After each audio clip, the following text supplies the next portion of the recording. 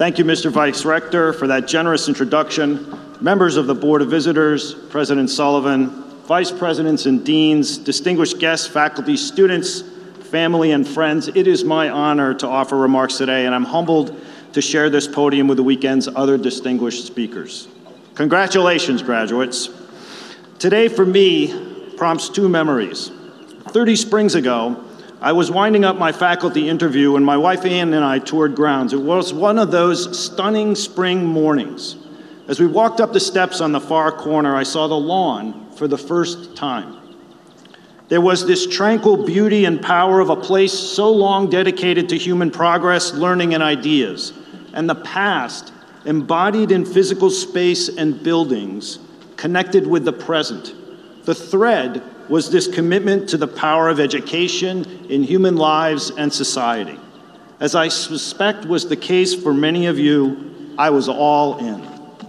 More recent lawn memories come from a decade ago, sitting in front of the rotunda on a late August Sunday, the buildings reflecting the early evening colors. We faced the newly arrived first years, some of you were probably there, for opening convocation and the honor pledge, an event brimming with pride and anticipation. An experience yoked to the occasion that spring of walking the lawn in this direction on another sun-splashed May morning when, taking care not to trip while walking up these steps, I turned and for the very first time faced those assembled for graduation. It was a remarkable moment, a collective, communal instantiation of the work of a great university. I suspect we each entered this place feeling a mixture of pride, uncertainty, excitement, and curiosity. For me, those feelings have morphed into a deep appreciation and respect for your aspirations as students and our opportunity as faculty. Thank you for your choice to participate in the collective, dynamic transformation that is this university, for joining in our journey from that end of the lawn to this end.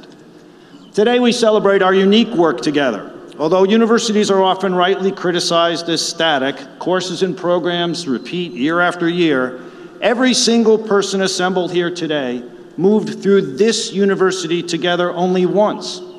A dynamic community of the possible, balanced by the gravitational pull of place. A yin and yang of history and potential, making this commencement unique. So congratulations, graduates, and my deepest appreciation to parents, grandparents, spouses, partners, families, and friends for your role in making today possible. The arc of this moment originated long ago, and you bear much responsibility for the successes we celebrate today. Similarly, I am humbled to stand here as a grandson and great-grandson of immigrants, launched by risks they took, by their hard work, and their instilling in my parents a set of values and aims for my generation. And as a dad of two Wahoos and a Hokie, I have witnessed the formative role this institution plays across generations. Today we celebrate graduations from the university's 10 professional schools and institutes, a notable share of the University of Virginia's impact on the world. We publicly certify your commitments to and success in preparation in a range of fields, each engaging the world in a particular and practical manner, to act on the world towards certain ends. We celebrate your promise and potential to solve big challenges. So I actually Googled profession, and what appeared first was, quote, a specified activity and one's main paid occupation rather than a pastime. Not a very inspirational way to start a graduation speech. So next up was Merriam-Webster, who was, of course, much more high-minded than Google, and gives us this: an act of declaring or publicly claiming a belief or opinion, a calling, or engagement requiring specialized knowledge and often long and intensive academic employment. Notice the emphasis on a calling and declaration, some claim of identity, an engagement, form of action, and training and apprenticeship, learning that culminates in qualification. So let's now reflect on three questions. What drew you to your education? What forms of learning are key to your successes? And what will guide your path toward leadership in the years ahead? In other words, let's make this all about you. At some point, you made a decision to enter one of this university's professional schools, places with high bars for learning and for leadership. That choice says something about you, your press for action or influence in a sector or a system or a problem, a choice to apply your energy and talent to face out to the world. There's something enticing from which you draw energy when pressing into a problem instead of observing it. Perhaps it's the experience of action and reaction, the serve and volley of acting on the world and responding to what it returns to you, some sense of vitality.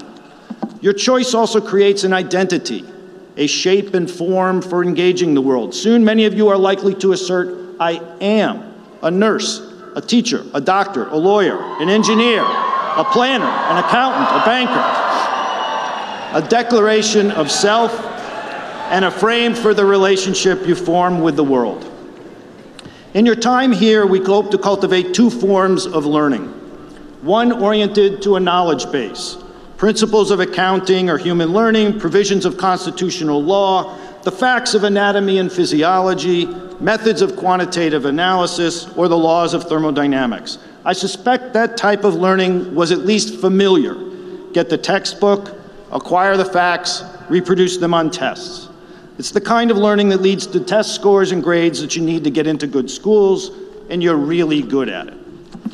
But recall, Webster's definition includes a period of practical preparation, a second form of learning, in the skills needed to interpret and act in the streams of interests and aims flowing around real problems, in real settings, in real systems. I suspect that the intriguing opportunities that entice you lie in a land of ambiguity, uncertainty, and risk. Mastering this terrain is why professionals are also entrepreneurs and creatives, drawing on a synthesis of experience, knowledge, attunement, and improvisation. Fostering these skills, barely detectable or predictably reproduced, makes your learning a unique form of education. And frankly, higher education is only starting to elevate and explore this alchemy. Your success in this situated form of learning will distinguish your capacity to influence and lead, and the key skills are located in relationships. Here I quote and paraphrase John Cacioppo, a University of Chicago neuroscientist who writes, quote, as we enter the third millennia of higher education, consider that facts and technology alone cannot elevate humanity. Relationships are not the antithesis of rationality, but an essential ingredient for and an overwhelming obstacle to optimizing human potential.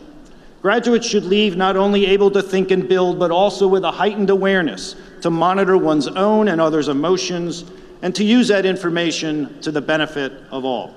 So maybe it won't be whether you know the latest facts, which you will get from Google anyway, but rather how you build relationships, enroll stakeholders, establish mutual aims, and act. Those skills will set the shape and slope of your professional pathways. This relational nature of learning was described by the Russian psychologist Lev Vygotsky as the zone of proximal development. They learn the facts. For persons, organizations, or societies, this concept refers to that entity's emergent capacity to master a complex challenge, defending an alleged murderer, turning a profit during a recession, teaching any seventh grader, caring for an aggressive patient, or managing a struggling nonprofit. The zone is the difference in accomplishment when facing that challenge alone or when working with a skilled teacher, mentor, coach, or leader. Vygotsky reminds us of this truth. Performance is always embedded in relationships. There are no truly solo acts. Rather, learning is what happens when potential is activated by context, a precipitate of the chemistry of challenge and support. Too much challenge and too little support, you're overwhelmed and retreat. Too much support, too little challenge, you're not interested and so don't engage. But with the right supports, achievement can soar beyond the imaginable. Let me offer an example. Jeff Bulington is a chess teacher hired to live and work in a rural Mississippi county that fits the stereotype of nowhere. One street light, lots of tough times, and few reasons to think aspirationally. That was particularly true for the kids enrolled in a school system regularly on the list of failures. Bulington started teaching chess in the elementary school to kids who had never even seen chess played. From the incongruity and challenge of teaching and learning chess in rural Mississippi emerged curiosity and connection, taking form in a new and entirely unanticipated level of performance when the kids dominated in winning the Mississippi State Championship. Then amazingly, the team upped the ante, entering nationals, most leaving town for the first time to face 1,500 of the country's best players for 7 rounds over 3 days. Think of that challenge. Then they lost 30 of the first 32 games. Bulington observed, quote, "They're learning they have to struggle at a different level than ever before," close quote. Rather than fold, the players found resolve and focus around the Bulington mantra, "Let your opponent show you how they'd like to lose." And with their self-worth on the line, they trusted their coach and found resources in a relationship. And 18 months after their very first exposure to chess, the Franklin County 5th and 6th grade teams placed in the nation's top 10.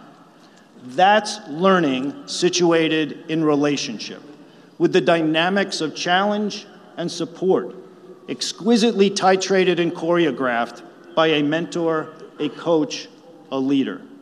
I venture that your most meaningful learning experiences organized around challenges that made you wonder if you were up to it, and an experience of working with someone or some resource of relationship that literally created some new level of performance or knowledge in which you could take pride. You leave here as both learner and leader. So how will you reconcile roles that seem apparently incongruous? In our research on classroom teaching, a leadership role that Malcolm Gladwell compares to that of an NFL quarterback, effectiveness is anchored not in knowledge or technical skills, but in attention to one's own behavior and experience, while also tuning to the subtle, nuanced, momentary cues of learners, awareness of self and other. I believe the skills we often prize in the roles of learner and leader, collaboration, problem solving, creativity, persistence, are actually phenotypes of more fundamental qualities, of attention, awareness, empathy, and perspective. Your cultivation of these sensibilities will determine success in learning and leading in your craft, and all are embedded in relationships. So if I offer any advice today, your first order of business as learner and leader is to take responsibility for your own zone of proximal development and assemble a support team of mentors and guides. Find your Jeff Bulington. Don't make that an accident. In May 2017, you crossed the graduation threshold at a worrisome time. Unsettling because the anchors informing responses to the adaptive ambiguities of this epoch in human history, globalization, equity, justice, and difference, climate, health, economic and social stability, and perhaps even the nature of truth, are unmoored and untethered. We float, navigating without compass or North Star. Such challenges will not be addressed by knowledge alone. Knowledge can describe disease but will not create health. Mapping climate change and its causes will not create resilient cities. The wonders of technology make life easier for some and displace millions of others. And decades of an education system that focused on teaching facts didn't close the achievement gap. Failure to design around problems in situated, relational, and systemic form too often lead to wasted human potential and political isolation. And the limitations of knowledge seem proportional to the glut of information available. What good does it do that we can Google any fact? The psychologist Carol Dweck describes 2 distinct mental frames shaping learners' and leaders' choices in the faces of such daunting challenges. A deficit mindset triggers actions as a fixer. It equates challenges with a lack of resources, Stakeholders are passive participants, and solutions are determined by external forces. Whereas a growth mindset triggers actions as a facilitator. It assumes the presence of sufficient assets and interested stakeholders, with leaders as learners, creating conditions in which assets are identified, signaled, and mobilized. In a growth mindset, solving a problem is the polar opposite of fixing it. Rather, it is a restoration to health, such as using the body's immune system to fight cancer, or allowing disenfranchised youth to invent their own education, or revitalizing marginalized communities through self-organized planning. When leaders focus on assets, the power is transformative. It creates chess champions. In this sense, leaders are actually educators. From the Latin root educe, meaning, quote, to bring out or develop something latent or potential. Let's return for a moment to Mississippi. After winning, one dad described the kids realizing, wow, we are good.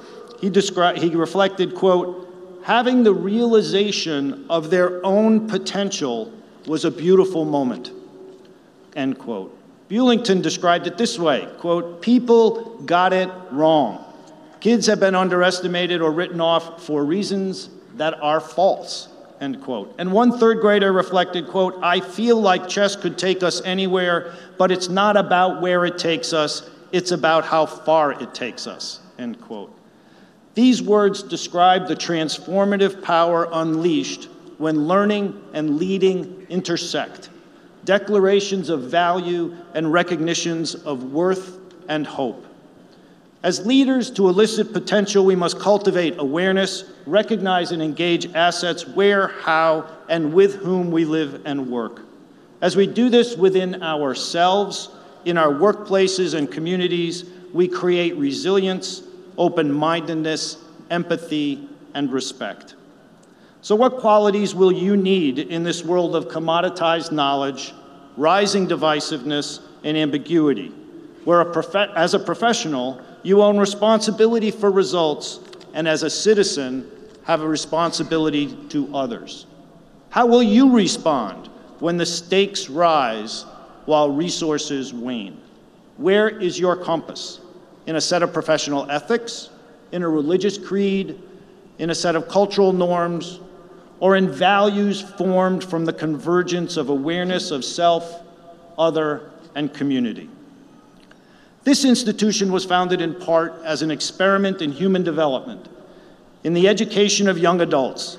For the first time in higher education, religion did not play a guiding role, and students were offered a broadening curriculum and a wider view of the world. This project was a conscious untethering of the enterprise of fostering human progress from the foundations around which it had been anchored for hundreds of years. Without a religious core, guideposts were found in the confluence of self and community, a form of relationship. As influencers, you will engage a world demanding answers and action to daunting challenges. In this crucible, you establish your agenda and set your anchors.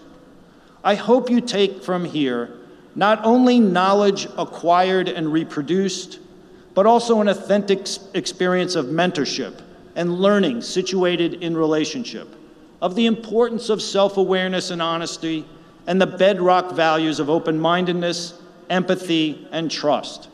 If this was your journey these past few years, then the rest will take care of itself. The power of the experiences we share here was made real to me at a recent reunion with students I taught almost 20 years ago. For me, the energy and flow connecting past and present was palpable, sourced from the intimacy, creativity, and honor of participating in someone's life journey. I was reminded that there is nothing so gratifying and humbling as this process of co-creation that we call education. So graduates, thank you for joining us for our time, for your openness to what we have offered, for what you have contributed to one another, to this place, and for what you will be in the world. My congratulations, and thanks for listening.